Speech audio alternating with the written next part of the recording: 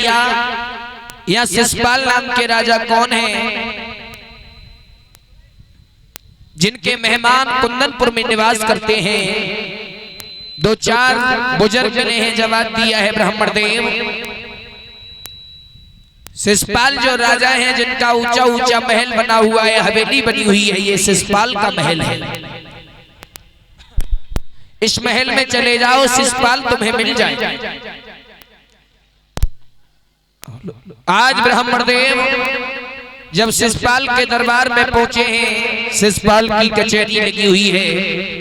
शिशुपाल जब ब्राह्मण को देखते हैं तो उठ करके खड़े हो गए, ब्राह्मण को प्रणाम किया है, जवाब दिया है आइए ब्राह्मण देव आइए। कैसे कैसे आना हुआ, कहां से आए हो?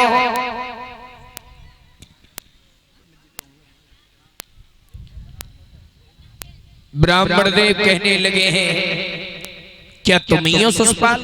बोले हाँ। कोई शंका लग रही है क्या? कोई संदेह हो रहा है? पंडित जी मन में विचार करने लगे, इतना काला कलूटा, एक तो पहले से ही रिश्ता नहीं बनता है, मेल नहीं मिलता है, ऊपर से ये शिशुपाल। मुझे ऐसा लगता है कहीं लड़ाई ना हो, झगड़ा ना हो, ये शादी तो हो नहीं सकती। खैर छोड़ो, मुझे क्या लेना। जवाब दिया है शिशुपाल, ए शिशुपाल कहिए ब्राह्मण देव आपके लिए एक पत्र लाए हैं। कहां से लाए हो? किसने भेजा है? जवाब दिया है तुम्हारे बहनोई है जिनका नाम है रुकुम।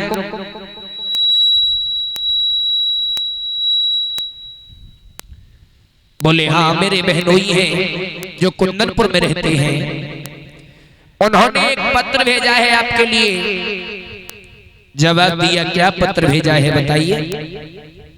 ब्राह्मण देव कहने लगे मैं पढ़ के सुनाऊं उससे पहले आप ही पढ़ लो। शिशुपाल कहने लगे आप पढ़ करके सुना दोगे तो और अच्छा लगेगा। हमारी बहनोई रुकुम ने हमारे लिए क्या भेजा है? ब्राह्मण जी कहने लगे हैं शिशुपाल तुम्हारे बहनोई रुकुम ने इस पत्र में लिखा है कि वो अपनी बहन रुक्मिणी का विवाह तुम्हारे साथ करना चाहते हैं। अब ये बताइए कि तुम रुक्मिणी से विवाह करने के लिए तैयार हो या नहीं? शिशुपाल ने जब ये सुना है कि रुक्मिणी से विवाह, हाँ तैयार हो? बिल्कुल तैयार। शादी करने के लिए तैयार हो? कोई परेशानी कोई दिक्कत? कुछ नहीं। अब तुम ये बताओ बारात लेकर कब आनी है? वो तो सब बता देंगे, लेकिन एक बात बताओ मुझे, तुमने अपनी बहन का विवाह उनके साथ कर दिया, अब वो अपनी बहन का विवाह तुम्हारे साथ कर रहे हैं, क्या ये शादी हो पाएगी? क्यों ना हो पाएगी? वो हमारे जीजा, हम उनके जीजा। तुम्हें शर्म नहीं आएगी बहनोई की बहन से विवाह करते हुए? आएगी शर्म। अगर शर्म करी तो सिर्फ ब्याह हो नहीं बंदे जाएंगे। शिशुपाल इसमें इतना ही लिखा है कि तुम दूल्हा बन करके जाना तो खाली हाथ मत जाना, फौजें लेकर के जाना। वहाँ 2 दूल्हा हैं और 1 स्त्री है, लड़ाई तो होनी है।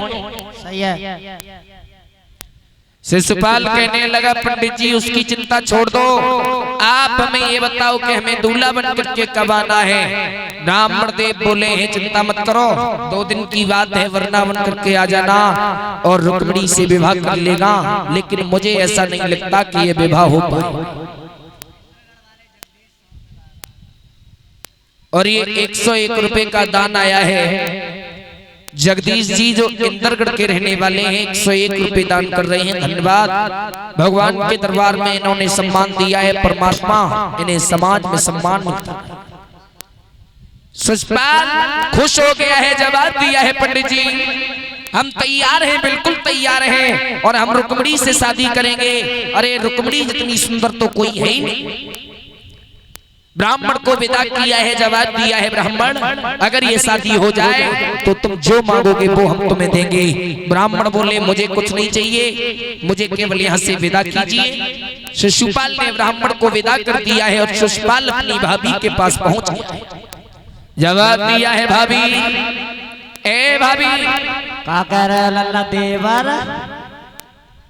दूल्हा बनाओ, दूल्हा बनाओ हमें। दूल्हा? हाँ कैसे दूल्हा बने वो?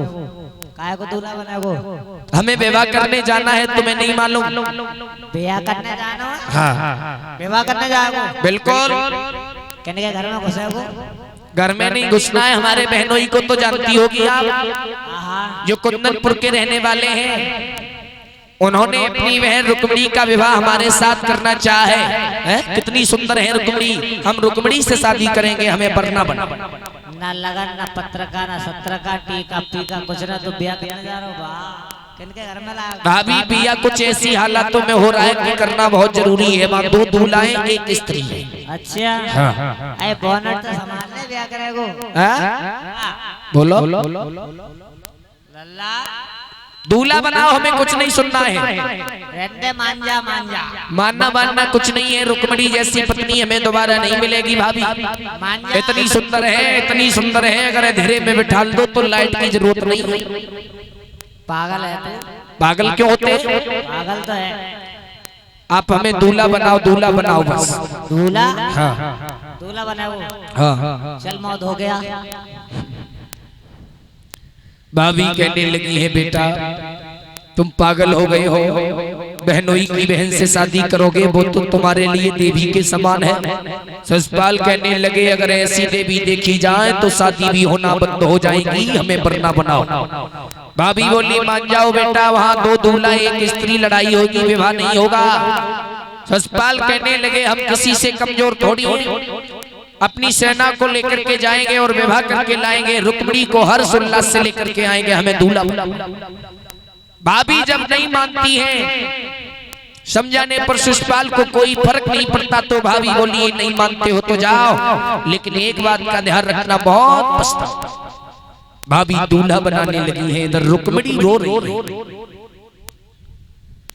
रुक्मिणी का रो रो करके बुरा हाल हो गया है। ब्राह्मण जी आंगन में घूम रहे हैं, रुक्मिणी की आंखों में आंसू चल रहे हैं। रुक्मिणी ने इशारे से ब्राह्मण को बुलाया है, जवाब दिया है पंडित जी इधर आओ, बताओ। मेरे घर में शादी की तैयारियां हो रही हैं। हाँ हो रही है। मेरा भैया मेरा विवाह जबरदस्ती अपने साले शिशुपाल के साथ करना चाहता है। क्यों लल्ली तेरी मर्जी ना है? मेरी बिल्कुल मर्जी नहीं है पंडित जी, और तो अगर मेरी मर्जी होती तो मैं यहाँ रो रो करके बुरा हाल न होता। मेरा भैया मेरी बेगर मर्जी के मेरा विवाह अरे चंदेली के राजा शिशुपाल से कर रहा है। तो इतने मोटी मोटी आंखें कर लेंगे रो रो के, कहने के संग में करेगी। मैं विवाह करूंगी तो केवल द्वारकाधीश कृष्ण के साथ करूंगी ब्राह्मण देव, अन्यथा मैं मर जाऊंगी, लेकिन शादी नहीं करूंगी।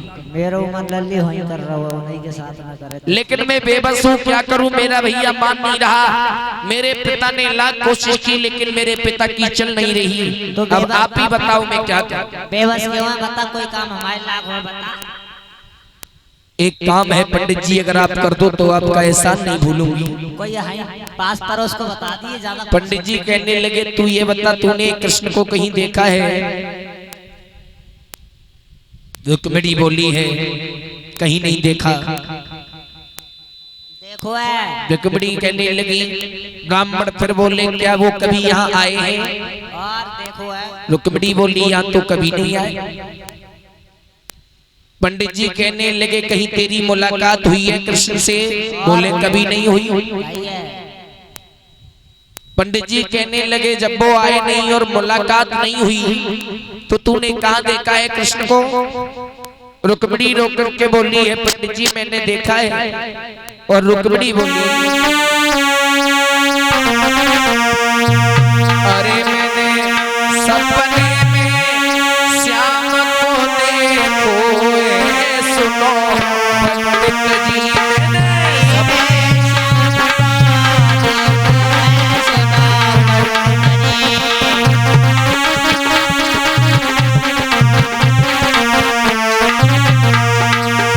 रुक्मिणी से ब्राह्मण बोले क्या वो यहाँ आए? बोले बिल्कुल नहीं आए।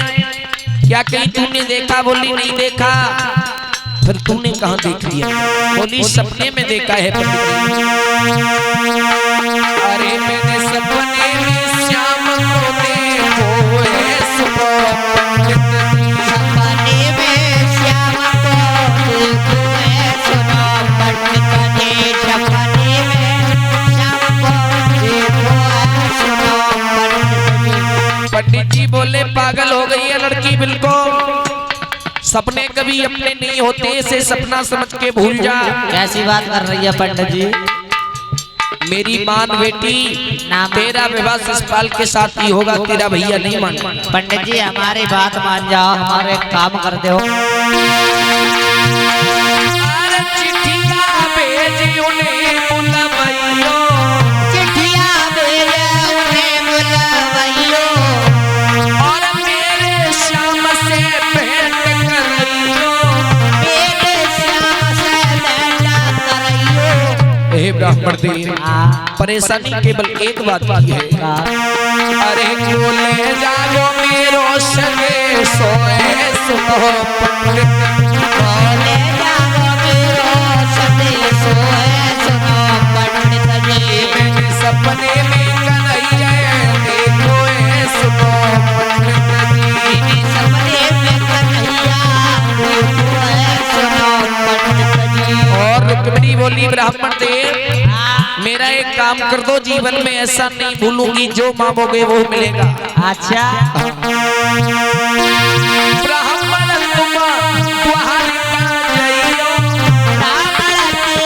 द्वारिका जइयो, और मेरे मोहन को लेके आइयो,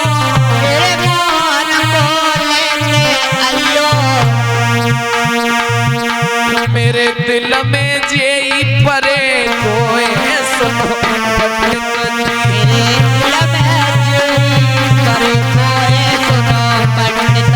मैंने सपने में कन्हैया देखो है सुनो पंडित जी,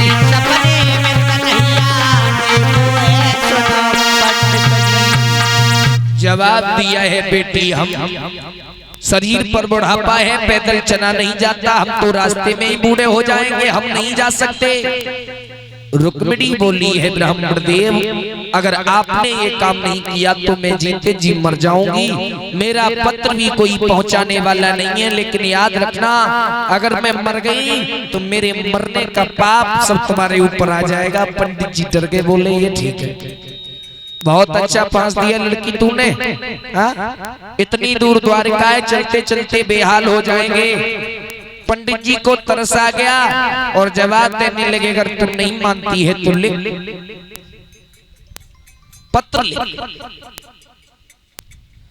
रुक्मिणी पत्र लिख रही है, मेरे हृदय सम्राट ये प्रेम पत्र लिख करके आपके पास भिजवा रही हूँ, इसको पढ़ते ही चले आना।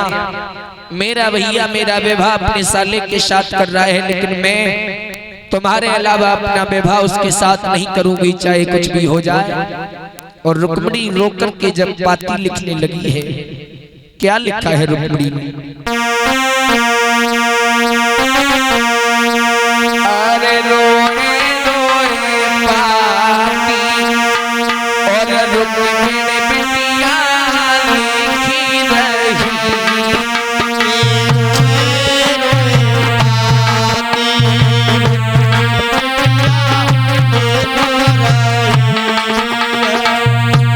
लिखी रही, रुक्मिणी मेरे हृदय सम्राट अरे रोए रोए पाती रुक्मिणी बिटिया लिखी रही,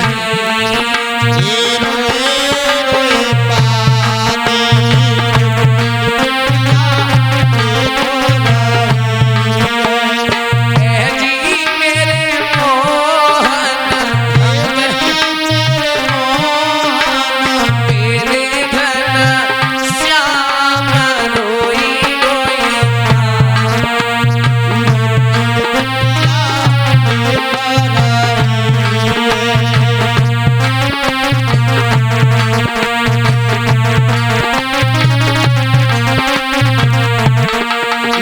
रुक्मिणी ने, हे प्रभु मेरा भैया रुको, मेरा विवाह जबरदस्ती करना चाहता है, लेकिन गिरधारी ये रुक्मिणी तुम्हारे अलावा किसी से विवाह नहीं करेगी। अरे भैया मेरो बुलाए रहो शिशु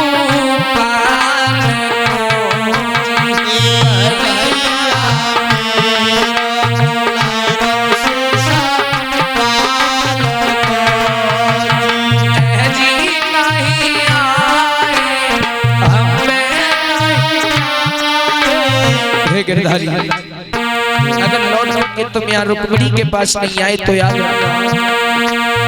मोहन नहीं आए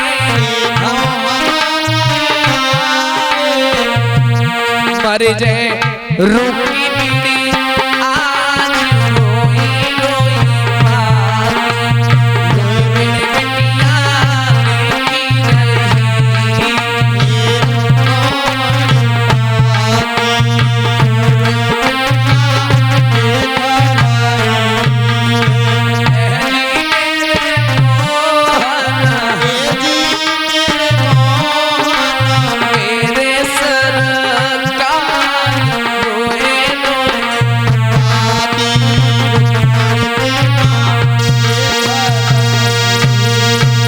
लिख दिया है मेरे हृदय सम्राट। मेरा भैया मेरा विवाह जबरदस्ती करना चाहता है। अगर तुमने इस पत्र को पढ़ करके मेरी खबर ना ली तो रुक्मिणी जिंदा नहीं मिलेगी तुम्हारे प्रेम की पूजा। पंडित जी कहने लगे लिख गया। आगे बढ़े हैं तो देखा है कि सुंदर सा बाग है जिसमें हरियाली छाई हुई है। टीका की दोपहरी पड़ रही है। ब्राह्मण जी मन में विचार करने लगे थोड़ा आराम कर लेते हैं उसके बाद आगे जाएंगे। तो ब्राह्मण जी मन में विचार करने लगे और सोचने लगे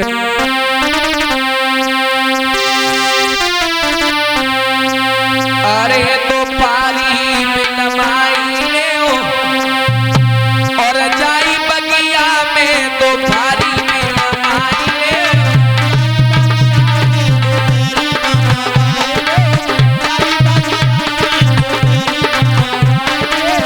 बहुत सुंदर बेटा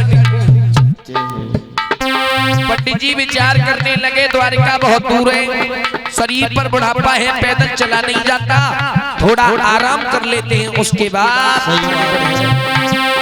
पारी में लमाई ले जाए बगिया में तो पारी में लमाई ले।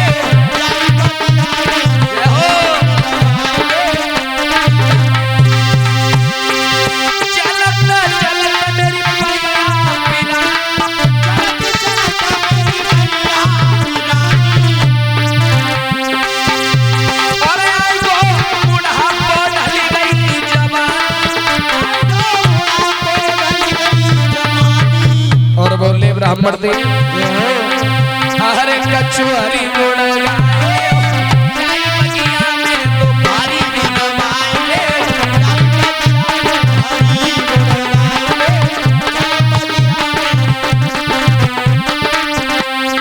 और बोले पंडित जी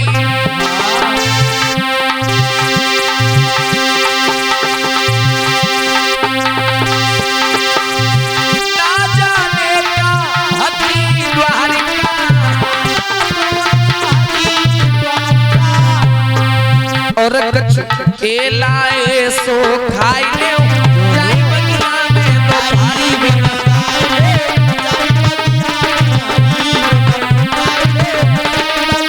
ये तो पारी में लमाई ले जाई बगिया में तो पारी में